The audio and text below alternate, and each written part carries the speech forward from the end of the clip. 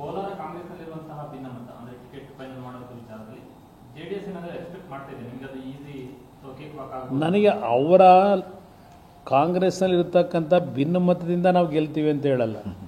ಒಂದು ಕಡೆ ನರೇಂದ್ರ ಮೋದಿಯವರು ಪ್ರಧಾನಮಂತ್ರಿ ಆಗಬೇಕು ಅಂತಕ್ಕಂಥದ್ದು ಇಡೀ ದೇಶದಾದ್ಯಂತ ಜನತೆಯ ಭಾವನೆ ಏನಿದೆ, ಆ ಒಂದು ವರ್ಚಸ್ಸು ಒಂದು ಭಾಗ, ಮತ್ತು ಎರಡೂ ಪಕ್ಷಗಳ ಮುಖಂಡರುಗಳು ಕಾರ್ಯಕರ್ತರ ಸಮನ್ವಯದ ಒಂದು ಹಿನ್ನೆಲೆಯಲ್ಲಿ ಇವತ್ತು ನಮ್ಮ ಪಕ್ಷದ ಅಭ್ಯರ್ಥಿ ಮೈತ್ರಿ ಅಭ್ಯರ್ಥಿ ಗೆಲ್ತಾರೆ ಅಂತಕ್ಕಂಥದ್ದು ನನ್ನ ಅಭಿಪ್ರಾಯ.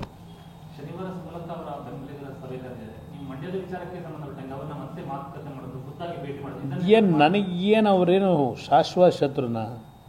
ರಾಜಕಾರಣದಲ್ಲಿ ಕೆಲವು ಅಭಿಪ್ರಾಯಗಳಲ್ಲಿ ಭಿನ್ನಾಭಿಪ್ರಾಯಗಳಿರುತ್ತೆ. ರಾಜಕೀಯದಲ್ಲಿ ಕೆಲವು ತೀರ್ಮಾನಗಳನ್ನು ಮಾಡಿದಾಗ ಇವತ್ತು ಸಹಜ ಅದು ಭಿನ್ನಾಭಿಪ್ರಾಯಗಳಿಂದ ನಾವು ಬೇರೆ ಬೇರೆ ಇರ್ತೀವಿ. ಆದರೆ ಯಾರೂ ಶಾಶ್ವತವಾದ ಶತ್ರುಗಳಿಲ್ಲ.